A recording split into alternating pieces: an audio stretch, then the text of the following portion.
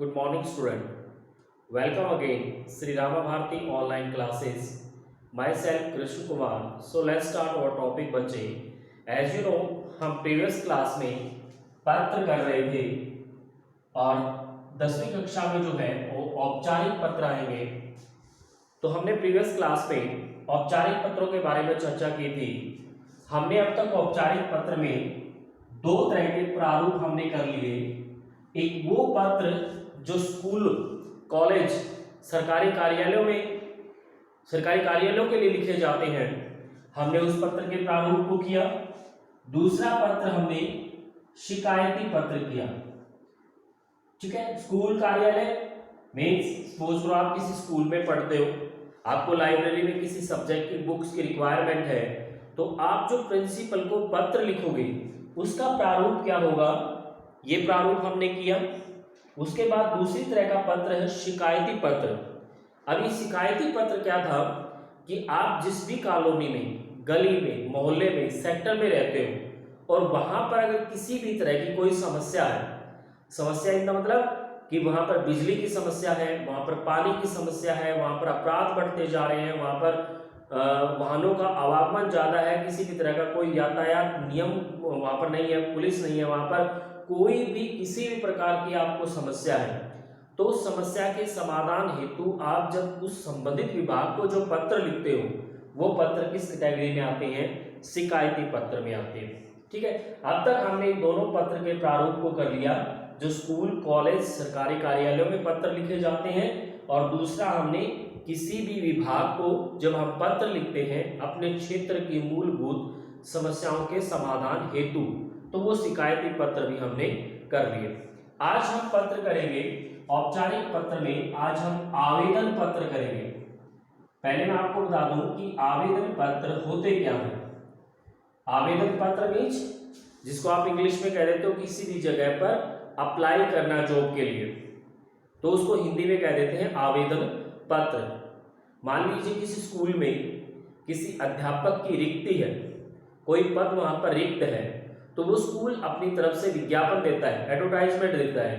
उस विज्ञापन को देखकर जब हम उस स्कूल में नौकरी के लिए अप्लाई करते हैं, आवेदन करते हैं, तो वो किस तरह के पत्र में आता है, आवेदन पत्र में वो आता है. ठीक है. तो तीन तरह के प्रारूप मैंने आपको औपचारिक पत्र में बताए थे. स्कूल, कॉलेज, सरकारी कार्यालयों के लिए लिखे जाने वाले पत्र, शिकायती पत्र, और तीसरे आवेदन पत्र. स्कूल, कॉलेज का पत्र हमने कर लिया, उसका प्रारूप. शिकायती पत्र का प्रारूप हमने कर लिया. आज हम करने जा रहे हैं आवेदन पत्र के प्रारूप को. ठीक है.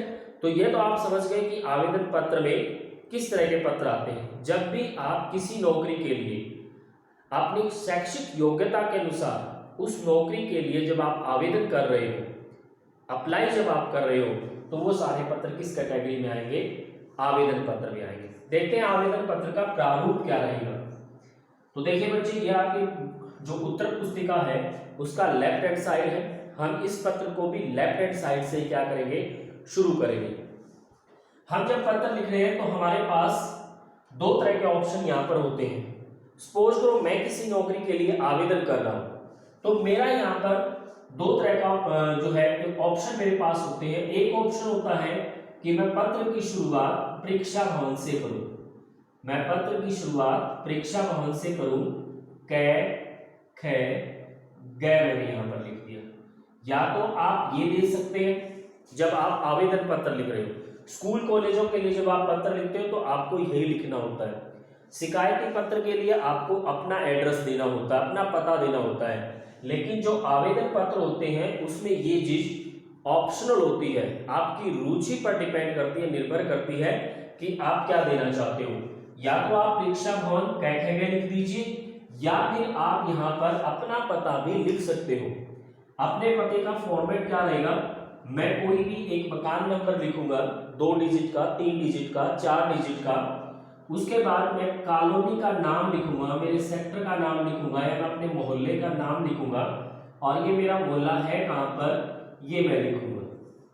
तो आप या तो ये एड्रेस दीजिए आवेदन पत्र की शुरुआत में, या फिर आप परीक्षा भवन से आवेदन पत्र की क्या कीजिए, शुरुआत कीजिए. ठीक है. उसके बाद पहला काम आपने इसमें से कर लिया, इन दोनों में से ऑप्शन है, या तो आप इस काम को कीजिए तो इसको रहने दीजिए, आप बता दे रहे हो तो इसको रहने दीजिए। उसके बाद मैं तीसरी लाइन में क्या करूंगा, तीसरी लाइन को मैं यहाँ पर रिक्त छोड़ दूंगा। तीसरी लाइन मैंने यहाँ पर रिक्त छोड़ दी। उसके बाद अगली लाइन में, अगली पंक्ति में मैं दिनांक शब्द लिखूंगा और मैं प्रेजेंट की डेट, वर्तमान तिथि मैं यहाँ पर डालूंगा, वर्तमान तिथि मैं यहाँ पर डालूंगा। ठीक है, उसके बाद हम क्या करेंगे, फिर से एक लाइन को मैं रिक्त छोड़ दूंगा। ये प्रारूप का ही हिस्सा है कि आपने ऊपर परीक्षा भवन से शुरुआत की या फिर आपने ऊपर अपना पता दिया, उसके बाद एक लाइन मैंने रिक्त छोड़ी, फिर मैंने दिनांक शब्द लिखा, फिर से मैंने एक लाइन को क्या किया, रिक्त किया। अब हमें वो पता लिखना है या उस अधिकारी को हमने रिगार्ड करना है जहां पर हम क्या कर रहे हैं, आवेदन कर रहे हैं। इसके लिए हम अपनी तरफ से क्वेश्चन बना लेते हैं। सपोज करो हमें ये प्रश्न मिला है कि जवाहर नवोदय विद्यालय में हिंदी अध्यापक का पद रिक्त है, उस पद पर आवेदन हेतु एक पत्र लिखिए। क्वेश्चन दोबारा से समझिए, जवाहर नवोदय विद्यालय में हिंदी अध्यापक का पद रिक्त है, उस पद पर आवेदन हेतु एक पत्र लिखिए। यह आपको मान लो क्वेश्चन मिला हुआ है। तो अब यहाँ पर हम क्या करेंगे, हम प्रिंसिपल को पत्र लिखेंगे, श्रीमान प्रधानाचार्य, श्रीमान प्रधानाचार्य, कौन से स्कूल का जिक्र हुआ है, जवाहर नवोदय विद्यालय स्कूल का जिक्र हुआ है, तो जवाहर नवोदय स्कूल या जवाहर नवोदय विद्यालय, कहाँ का विद्यालय है ये सपोज करो रोहतक में है।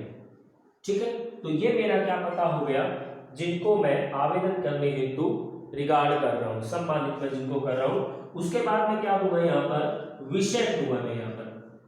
ठीक है, विषय के बाद मैंने आपको विराम चिन्ह बता रखे हैं, ये विराम चिन्ह आप लगाओगे। उसके बाद हम विषय लिखेंगे और विषय के लास्ट में मेरी यहाँ पर कोशिश रहेगी कि मैं लास्ट में के लिए शब्द लिखूं।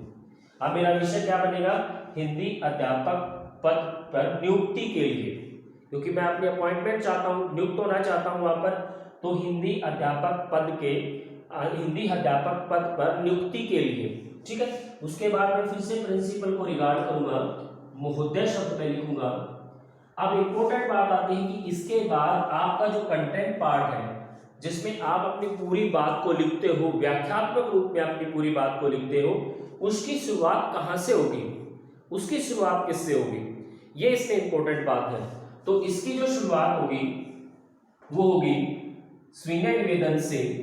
स्विनय निवेदन है, स्विनय निवेदन है कि मैं आपके विद्यालय में, उसके बाद आप इस पत्र को शुरुआत कर दोगे। कैसे, स्विनय निवेदन है कि मैं आपके विद्यालय में हिंदी अध्यापक पद के लिए आवेदन करना चाहता हूं। ठीक है, मेरा विवरण इस प्रकार है, आप लिखोगे मेरा विवरण इस प्रकार है। पूरी बात आप अपने आप में लिख लीजिएगा, मैं आपको समझा रहा हूं। स्विनय निवेदन है कि मैं आपके विद्यालय में हिंदी अध्यापक पद के लिए आवेदन करना चाहता हूं, मेरा विवरण इस प्रकार है। ठीक है, आप उसके बाद अपना विवरण देंगे। विवरण में आप सबसे पहले क्या लिखोगे, नाम, थोड़ा सा स्पेस करके आप यहाँ पर अपना नाम लिख दोगे। सपोज करो आपका नाम रमेश है। उसके बाद पिता का नाम थोड़ा सा स्पेस करके, जो भी पिता का नाम हो, सपोज कीजिए पिता का नाम है जय किशन, तो आप पिता का नाम लिख देंगे। उसके बाद विवरण में आप क्या दोगे, जन्म तिथि। विवरण में आप जन्म तिथि दोगे, जो भी जन्म तिथि यहाँ पर आपकी होगी आप उस जन्म तिथि को दोगे। सपोज करो ये जन्म तिथि बन रही है। उसके बाद नेक्स्ट जो होगा वो होगा शैक्षिक योग्यता। शैक्षिक योग्यता मीन्स एजुकेशन क्वालिफिकेशन, आपकी क्वालिफिकेशन क्या है, आप वो क्वालिफिकेशन इसमें दोगे। एक चीज हमेशा रिमेंबर रखिए, याद रखिए कि जब भी आप शैक्षिक योग्यता बता रहे हो, अपनी एजुकेशन क्वालिफिकेशन जब आप दे रहे हो, तो हमेशा अपर जो डिग्री है, यानी कि आपके पास जो सबसे बड़ी डिग्री है उससे नीचे चलिए। यानी कि मान लो अगर आपके पास मास्टर डिग्री है तो सबसे पहले आप एमए, फिर बैचलर ऑफ एजुकेशन, उसके बाद बीए, इस तरीके से आप नीचे आइएगा।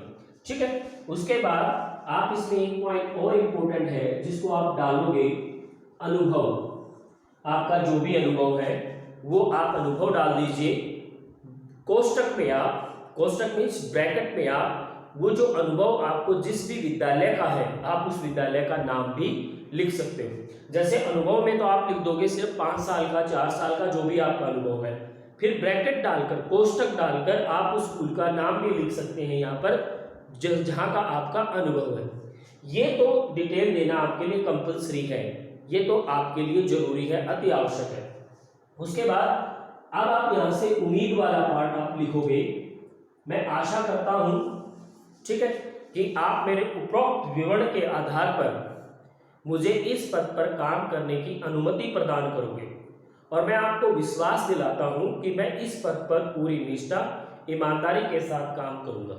ठीक है, आपने पहले उनसे आशा की कि आप मुझे अनुमति दोगे, उसके बाद आप उनको विश्वास भी दिलाओगे कि मैं इस पद पर पूरी श्रद्धा, निष्ठा, ईमानदारी, जो भी शब्द आप प्रयुक्त करना चाहो वो प्रयुक्त कर सकते हो। उसके बाद आप धन्यवाद शब्द लिखोगे, आप लिखोगे धन्यवाद, और धन्यवाद के बाद आप क्या लिखोगे, प्रार्थी लिखोगे। प्रार्थी के बाद आप अपना नाम डाल दोगे। ठीक है, तो इस तरीके से ये आपका आवेदन पत्र तैयार होगा। अब अगर इसमें आप कंटेंट पार्ट को, व्याख्यात्मक पार्ट को और ज्यादा बढ़ाना चाहते हो तो वो बढ़ सकता है। यहाँ पर आपने सिर्फ ये किया था कि स्वीय निवेदन है कि मैं आपके विद्यालय में हिंदी अध्यापक पद पर आवेदन करना चाहता हूँ, मेरा विवरण इस प्रकार है। आप इन लाइनों के बीच में ये भी लिख सकते हो कि आपको यहाँ की जो रिक्ति का जो पद यहाँ पर रिक्त है उसका पता आपको कहाँ से चला, आप उस विज्ञापन नंबर को, विज्ञापन संख्या को आप यहाँ पर डाल सकते हो। तो आई होप ये आवेदन पत्र जो आपको पूरी तरीके से समझ में आ गया होगा। इसका फॉर्मेट इंपॉर्टेंट है, उसके बाद ये आपका तरीका रहेगा इसके कंटेंट पार्ट का, और लास्ट में फिर से धन्यवाद और प्रार्थी। तो ये आपके औपचारिक पत्र पूरी तरीके से आज कंप्लीट हो गए। उम्मीद करता हूं कि आपके औपचारिक पत्र में अच्छे तरीके से समझ में आ गया होगा। नेक्स्ट क्लास में नेक्स्ट टॉपिक के साथ मिलते हैं, तब तक के लिए गुड बाय।